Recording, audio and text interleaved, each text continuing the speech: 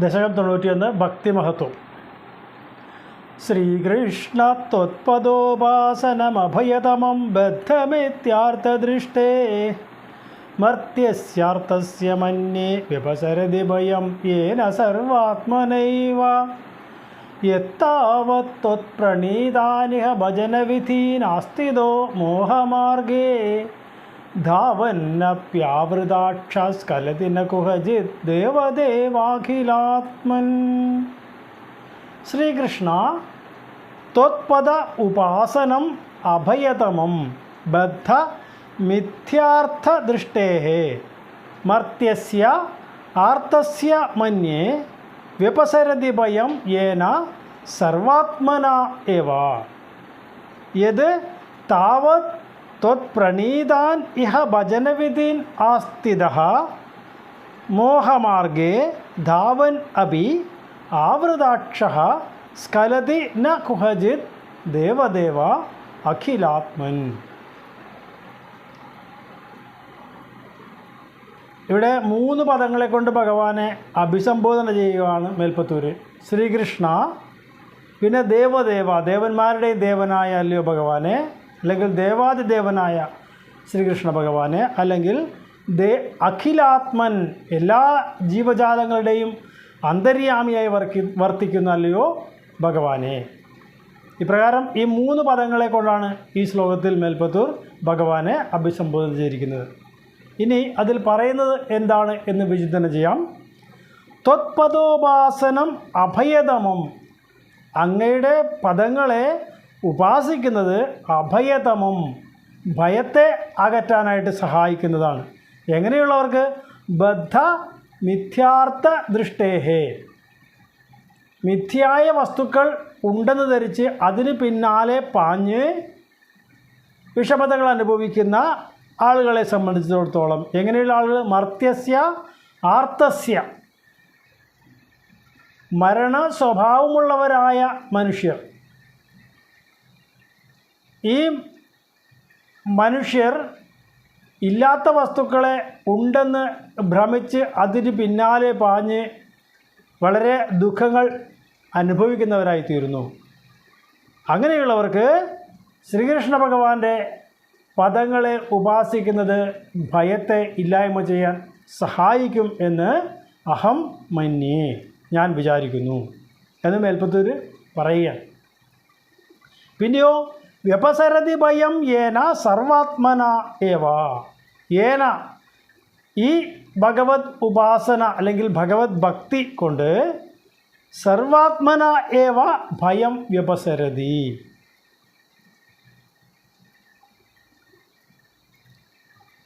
എല്ലാ പ്രകാരത്തിലും, സർവാത്മന എല്ലാ പ്രകാരത്തിലുമുള്ള ഭയങ്ങളെ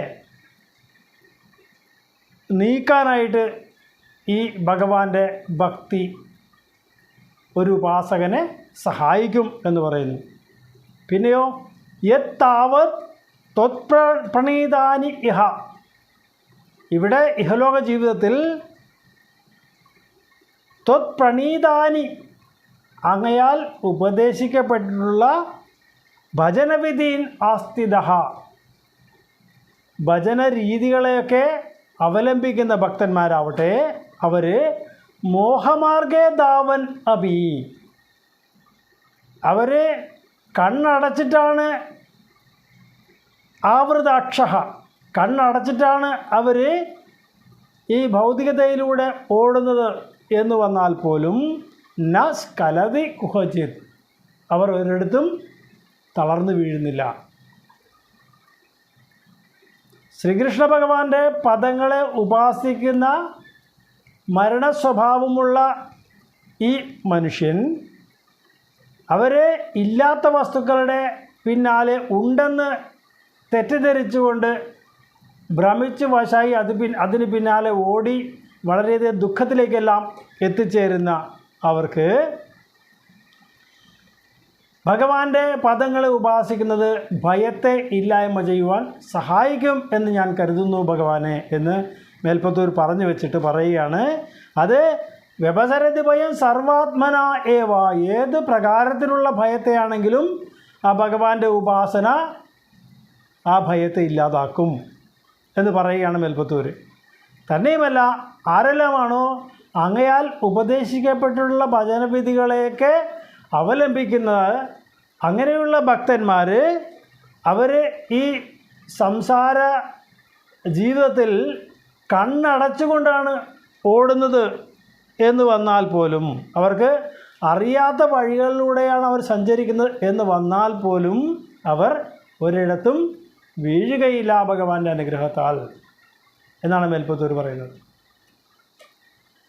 നമ്മളെല്ലാവരും നമ്മളുടെ ജീവിതത്തിൽ ദൈനംദിനം അനുഷ്ഠിക്കുന്ന കർമ്മങ്ങൾ എന്തുമാത്രം പ്രത്യാഘാതങ്ങൾ ഉണ്ടാക്കുന്നു എന്നത് ആരും തന്നെ ചിന്തിക്കാറില്ല. പലപ്പോഴും നമ്മൾ ഇന്ന് ചെയ്യുന്ന കർമ്മങ്ങൾ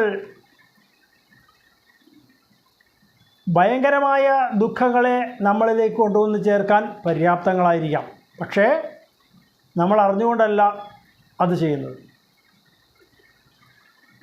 അങ്ങനെയുള്ള ആളുകളായാൽ പോലും അവർ ഭഗവാന്റെ പദങ്ങളെ ഭജിക്കുവാനായിട്ട് സമയം കണ്ടെത്തുകയാണെങ്കിൽ, അല്ലെങ്കിൽ ഭഗവാനെ ഉപാസിക്കുകയാണെങ്കിൽ, നിശ്ചയമായും അവർ ചെയ്യുന്ന കർമ്മങ്ങളിൽ നിന്ന് നേടുന്ന ആ പാപങ്ങളെയൊക്കെ ഇല്ലായ്മ ചെയ്യുവാനുള്ള ഒരു അവസരം കൂടി ആ ഭക്തന് കിട്ടുകയാണ് എന്നാണ് പറയുന്നത്. നാരായണീയം 22-ാം ദശകം നോക്കിയപ്പോൾ അജാമിളോപാഖ്യാനത്തിൽ മേൽപ്പത്തൂർ തന്നെ പറഞ്ഞു തരുന്നു. ശ്രുതി സ്മൃതിഭ്യാം വിഹിതാവ്രതാദയ പുനന്തി പാപം നലുനന്തി വാസനം അനന്തസേവാതു നികൃന്തതി ദ്വയീം ഇതി പ്രഭോ ത്വത്പുരുഷാ ബഭാഷിരേ. അവിടെ പറയുന്നത് ശ്രുതികളിലും സ്മൃതികളിലും ഒക്കെ പറഞ്ഞു വച്ചിട്ടുള്ളതായ പ്രായശ്ചിത കർമ്മങ്ങളൊക്കെ അനുഷ്ഠിച്ചാൽ നമ്മൾ അറിയാതെ ആചരിച്ചു പോയ പാപത്തിൻ്റെ ദോഷഫലം മാറിക്കിട്ടും.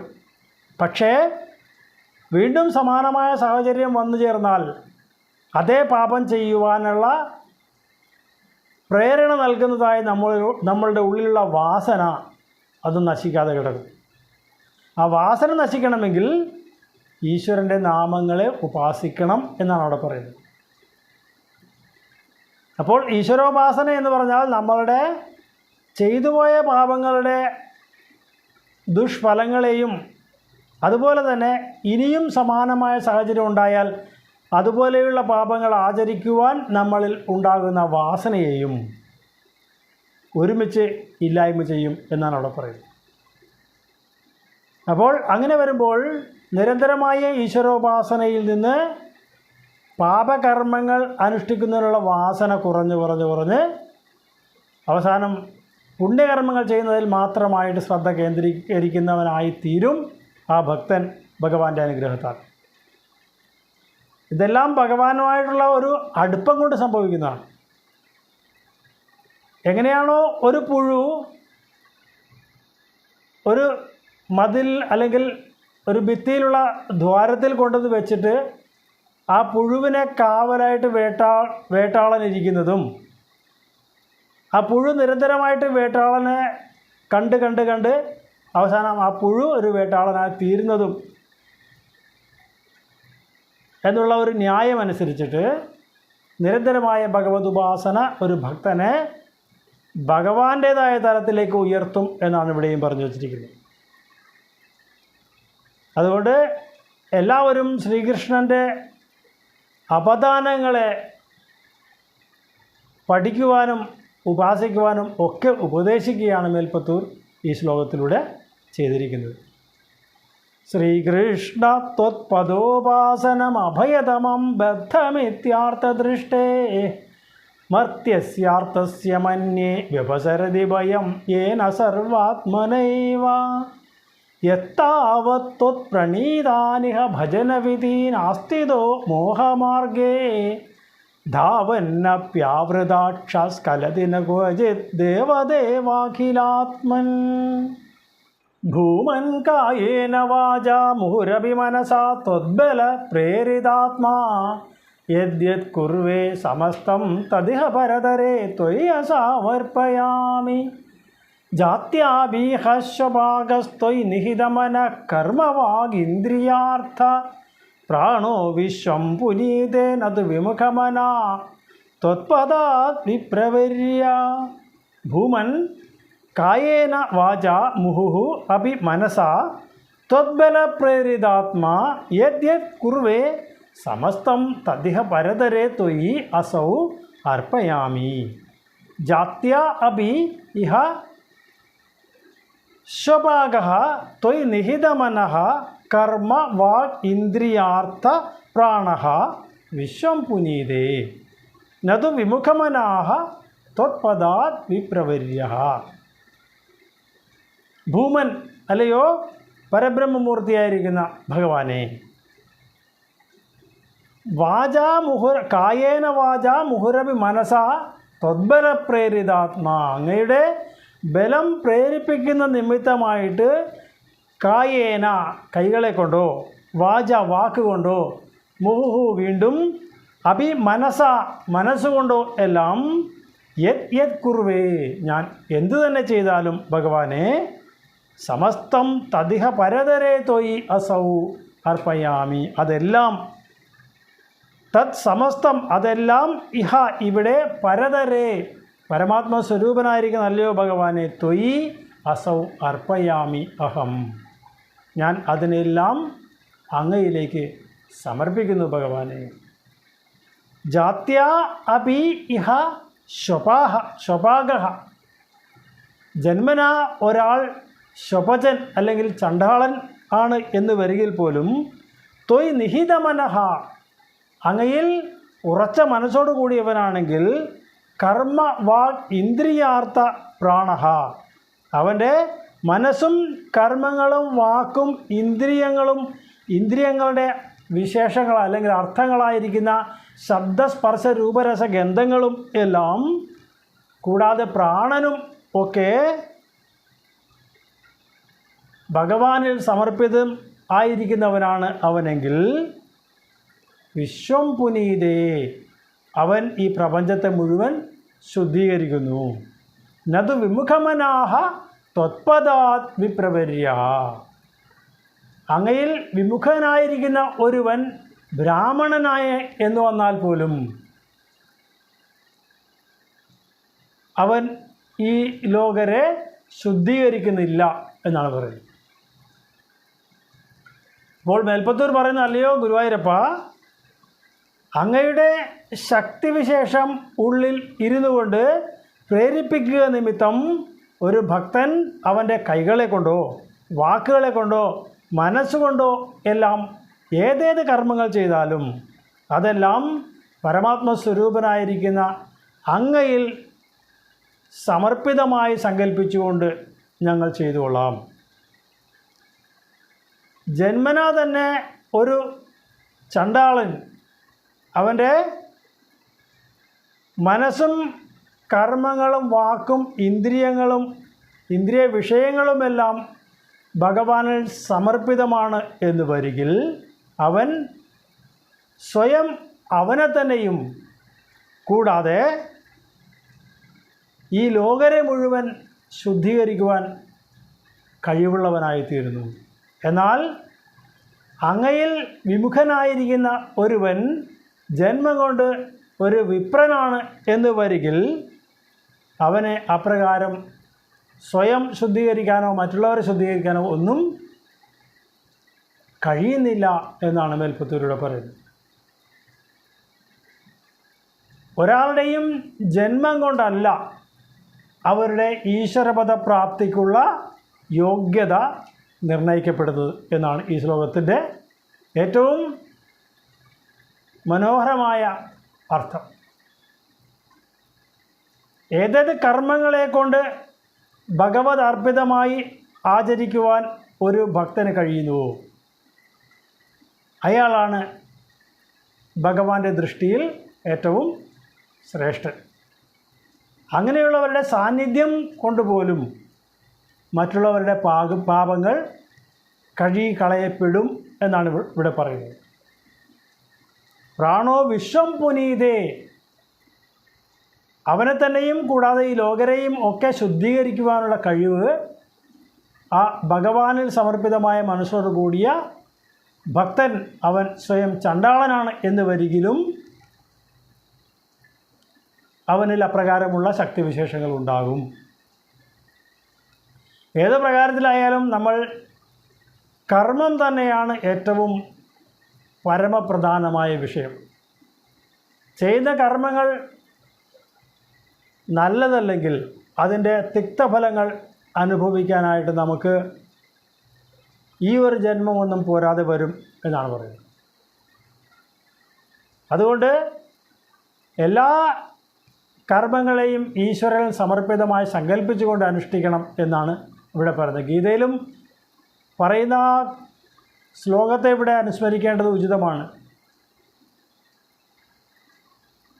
എല്ലാ കർമ്മങ്ങളെയും നമ്മൾ അറിയണം.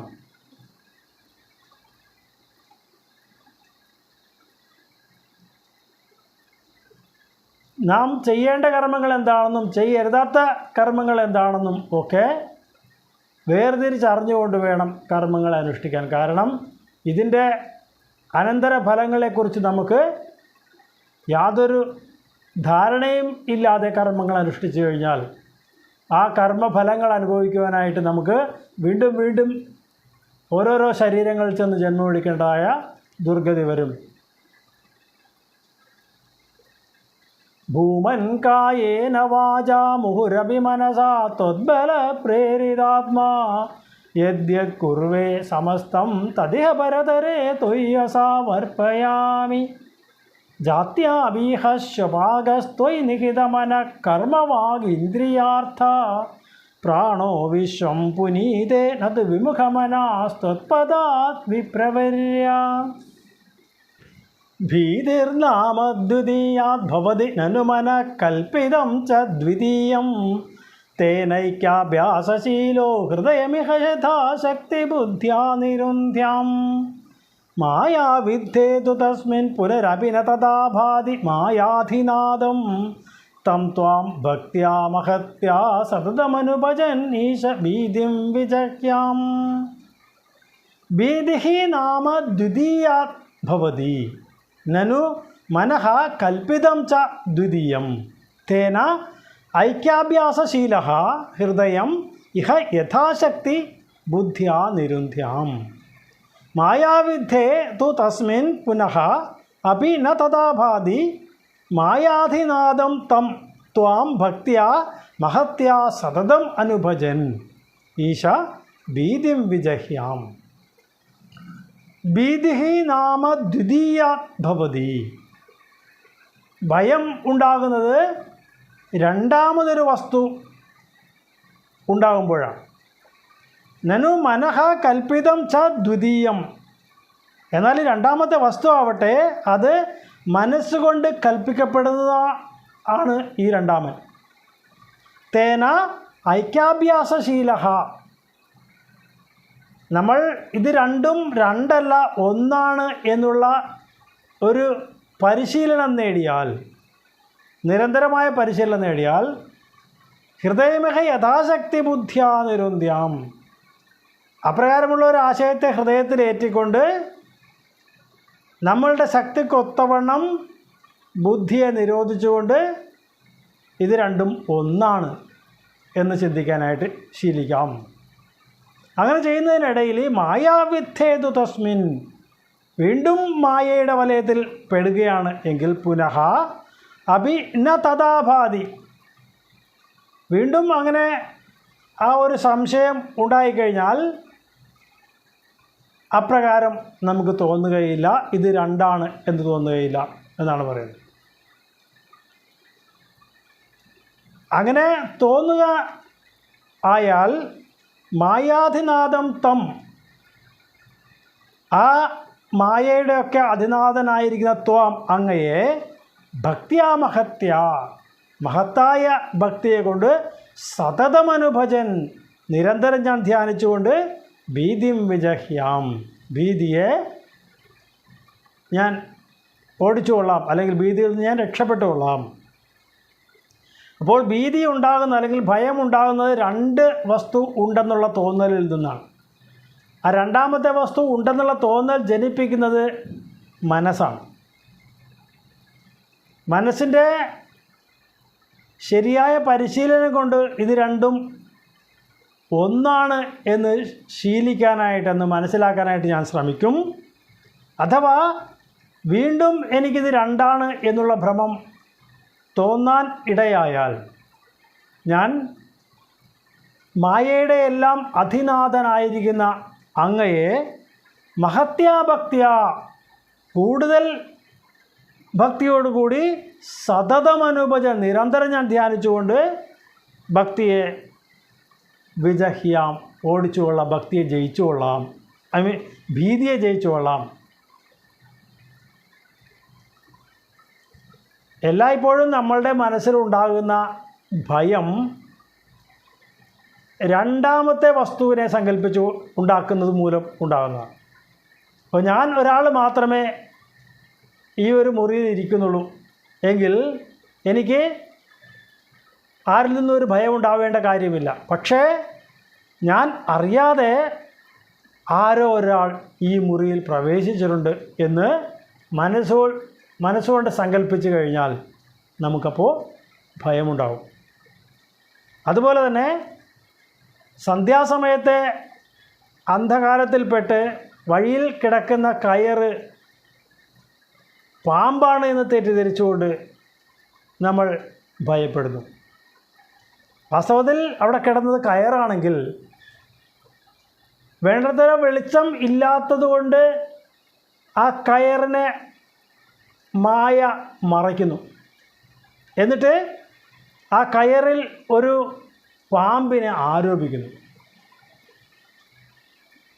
ഇപ്രകാരം ഉള്ളതിനെ മറയ്ക്കുകയും ഇല്ലാത്തതിനെ കാണിക്കുകയും ചെയ്യുന്ന ഒരു സവിശേഷത ഈ മായയ്ക്കുണ്ട്.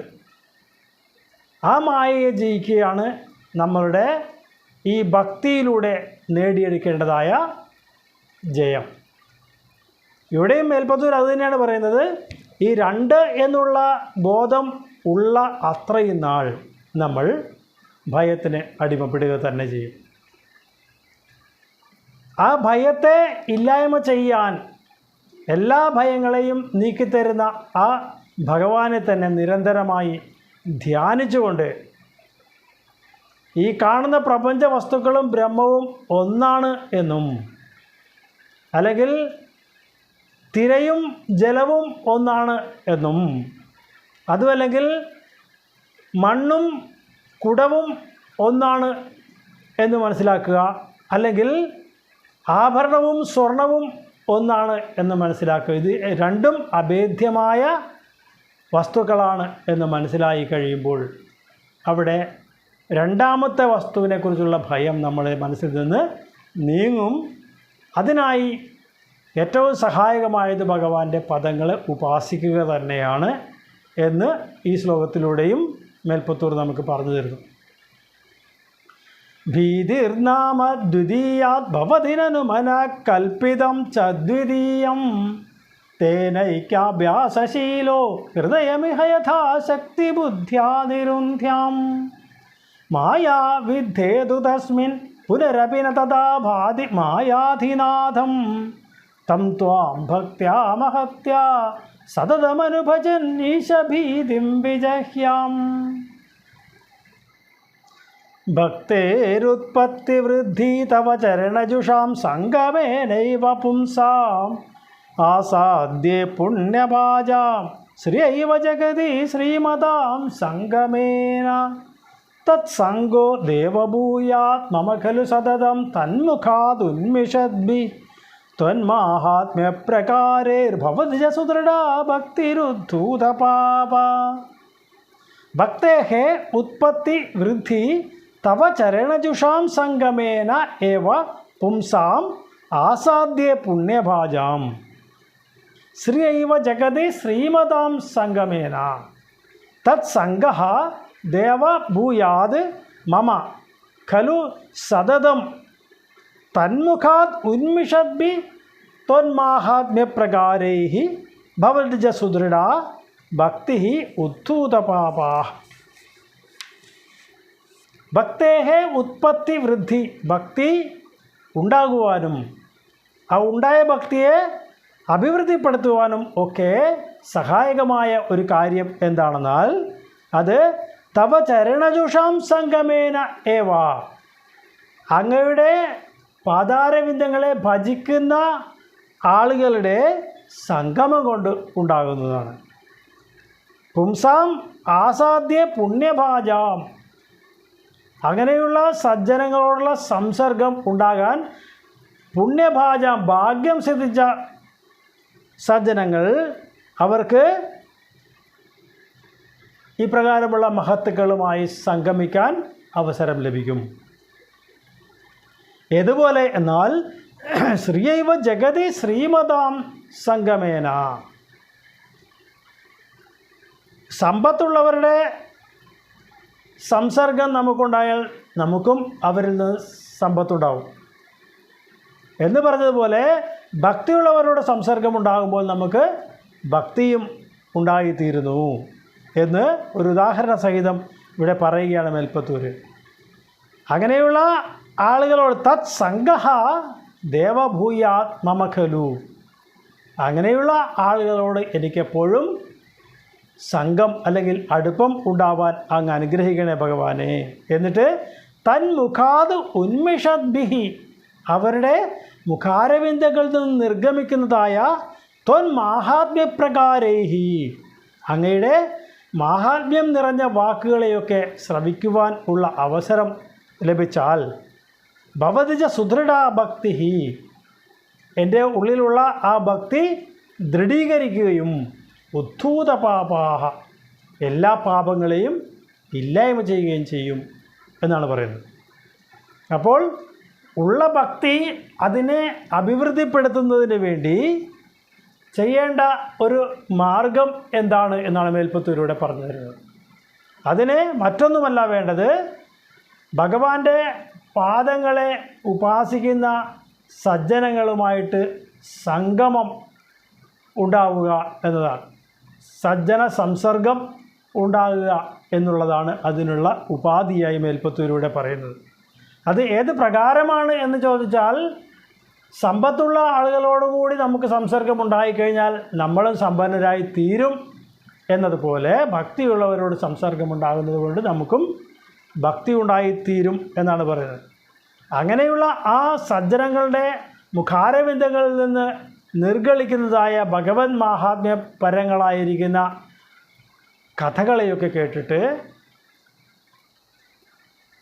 എൻ്റെ ഉള്ളിൽ ആ ഭക്തി ദൃഢീകരിക്കുകയും അത് എൻ്റെ സകല പാപങ്ങളെയും കഴുകിക്കളയും ചെയ്യുമാറാകണേ എന്നാണ് മേൽപ്പത്തൂരിലൂടെ പ്രാർത്ഥിക്കുന്നത്. നമ്മളെല്ലാവരും ഈ ഭഗവത് ഭക്തന്മാരുടെ സംഗമം ആഗ്രഹിക്കുന്നവരാണെങ്കിൽ നമ്മളിലുള്ള ഭക്തി ഉറയ്ക്കുവാനും അത് നമ്മുടെ എല്ലാ പാപങ്ങളെയും കഴുകിക്കളയുവാനും പ്രാപ്തമാവുകയുള്ളൂ. നിരന്തരമായ ഈശ്വര ധ്യാനം കൊണ്ട് നമ്മുടെ ഉള്ളിൽ തന്നെ ഉള്ള എല്ലാ ഷഡ്വൈരികളും പുറമേക്ക് പോയി അവിടെ ഭക്തി നിറയുന്നു.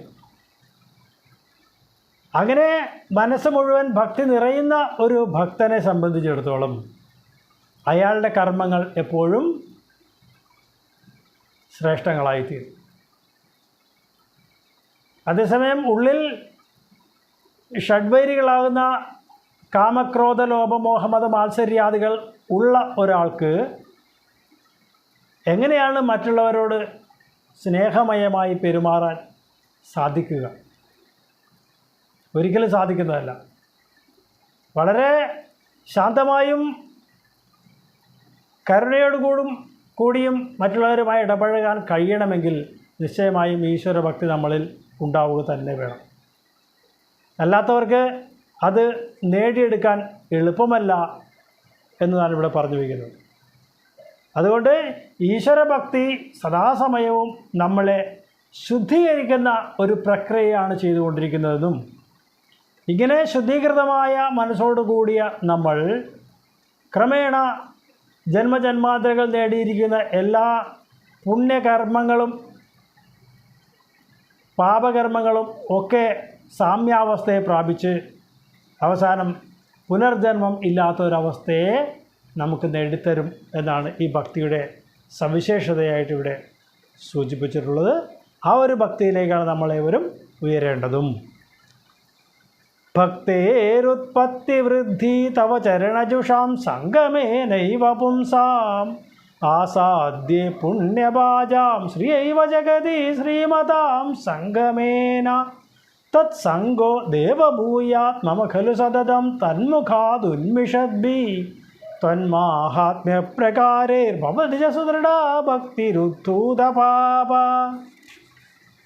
ശ്രേയോ മാർഗേഷു ഭക്തൗ അധിക ബഹുമതിർജന്മകർമാണി ഭൂയോ ഗായൻ ക്ഷേമാണി നാമാന്യപി തദുപയത പ്രദ്രുതം പ്രദ്രുതാത്മ ഉദ്യഥാസ കദാചിത് ക്വചിദഭിരുദൻ ക്വാപി ഗർജൻ പ്രഗായൻ ഉന്മാദീവ പ്രനൃത്യൻ നൈകുരു കരുണാം ലോകമാഹ്യശ്ചരേയം.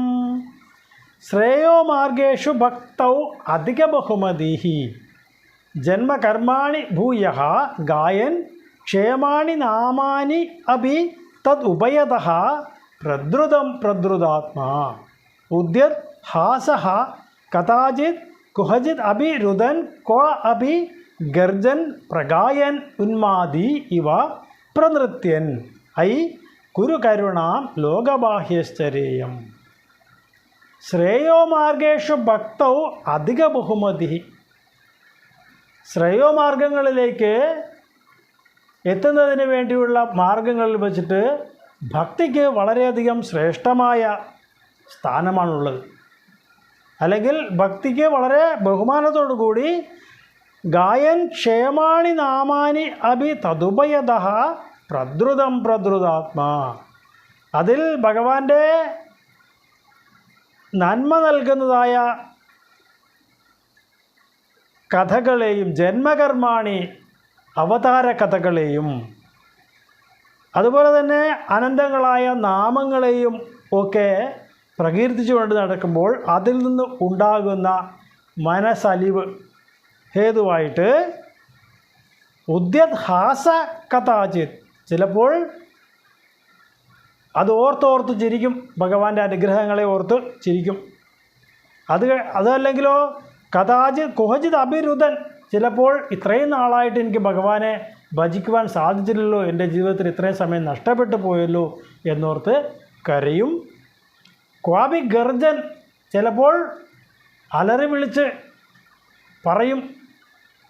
അതുമല്ലെങ്കിൽ പ്രഗായൻ ഉന്മാദി ഇവ പ്രനൃത്യൻ ഉറക്കെ പാട്ടുപാടും, അല്ലെങ്കിൽ ഒരു ഭ്രാന്തനെ പോലെ നൃത്തം ചെയ്യും. കുരു കരുണാം ലോകബാഹ്യശ്ചരേയം. ഭഗവാന്റെ അനുഗ്രഹം ഉണ്ടായാൽ എല്ലാവരിൽ നിന്നും വേർപെട്ട്, സാമാന്യ ജനങ്ങളിൽ നിന്ന് വേർപെട്ട് ഏകാന്തതയിൽ നിന്നുകൊണ്ട് ഈ ഭക്തിയുടെ പല അവസ്ഥാഭേദങ്ങളെയൊക്കെ ഞാൻ അനുവർത്തിച്ചു കൊള്ളാം എന്നാണ് മേൽപ്പത്തൂരിലൂടെ പറയുന്നത്.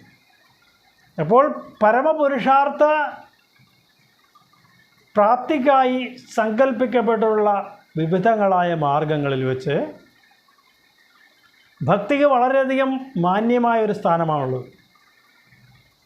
ആ ഭക്തി ഉണ്ടാകുന്നത് എങ്ങനെയെന്ന് ചോദിച്ചാൽ ഭഗവാന്റെ നന്മ നൽകുന്നതായ അവതാര കഥകളെയും അനന്തങ്ങളായ ഭഗവാന്റെ നാമങ്ങളെയും ഒക്കെ പ്രകീർത്തിച്ചുകൊണ്ട് നടക്കുമ്പോൾ ആ അവസ്ഥയിൽ സംജാതമാകുന്ന മാനസിക ആനന്ദം അത് നമ്മളുടെ എല്ലാം മനസ്സിൻ്റെ അലിവിന് കാരണമായി തീരും. അങ്ങനെ മനസ്സലിവ് നേടിയ ഒരു ഭക്തൻ അയാൾക്ക് ചിലപ്പോൾ ഭഗവാന്റെ സുന്ദരങ്ങളായ രൂപങ്ങളെയും അത്ഭുതങ്ങളായ ലീലകളെയും ഓർത്തോർത്ത് ചിരിക്കും. അതുപോലെ തന്നെ കുഹചിത് അഭിരുദൻ ചിലപ്പോൾ പൊട്ടി കരയും.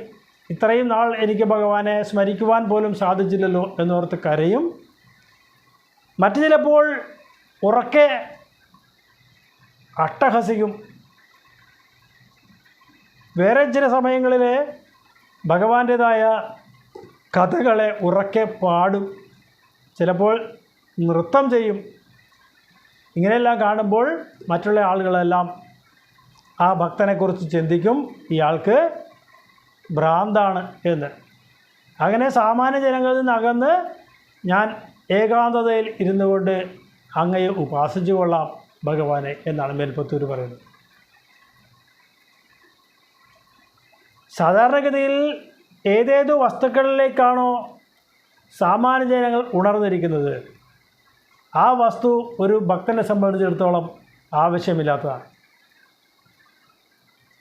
അതേസമയം ഒരു സാധാരണ ആൾക്ക് എന്താണോ ആവശ്യമുള്ളത് അതൊന്നും ഒരു ഭക്തനെ ആവശ്യമില്ലാത്തതുമാണ്. എന്താണോ ഭക്തൻ ആഗ്രഹിക്കുന്നത് അത് സാമാന്യ ജനങ്ങൾക്ക് ആവശ്യമില്ലാത്തതുമാണ്. അപ്രകാരം ആ ഭക്തിയുടെ അഭിവൃദ്ധി നമ്മളുടെ മനസ്സിലുണ്ടാകുമ്പോഴാണ് ഏതാണ് ഉത്കൃഷ്ടമായ സ്വീകാര്യമായ വസ്തു എന്ന് മനസ്സിലാക്കിയെടുക്കാൻ ക്രമേണ നമ്മുടെ മനസ്സിന് ശക്തി കൈവരും എന്നാണ് പറയുന്നത്. ഏതൊരു ഭൗതിക വസ്തുക്കളോടും അമിതമായ താല്പര്യം കാണിക്കാത്തവരായിരിക്കും ഭക്തന്മാർ. അതേസമയം ഒരു സാമാന്യ ഗൃഹസ്ഥനാണെങ്കിൽ അയാൾക്ക് ഭൗതിക വസ്തുക്കളോടാണ് താല്പര്യം കൂടുതൽ. ഇതുപോലെ ഭക്തിയോടോ ഭഗവാന്റെ കഥകളോടോ അല്ലെങ്കിൽ ഭഗവാന്റെ അവതാര ലീലകളോടോ ഒന്നും യാതൊരു താല്പര്യവും ഉണ്ടാവുകയില്ല എന്നാണ് പറയുന്നത്. ഏതായാലും അതെല്ലാം നമ്മൾ സ്വയം ആചരിക്കേണ്ടതാണ് എന്നാണ് മേൽപ്പത്തൂരിലൂടെ പറയുന്നത്. ശ്രേയോ മാർഗേഷു ഭക്തൗ അധിക ബഹുമതിർ ജന്മകർമാണി ഭൂയോ ഗായൻ ക്ഷേമാണി നാമാന്യപി തതുഭയത പ്രദ്രുതം പ്രദ്രുതാത്മാ ഉദ്യഥാസ കഥാചിത് കുഹചിദഭിരുദൻ ക്വാഭിഗർജൻ പ്രഗായൻ ഉന്മാദീവ പ്രനൃത്യൻ നൈകുരുകരണാം ലോകബാഹ്യശ്ചരേയം.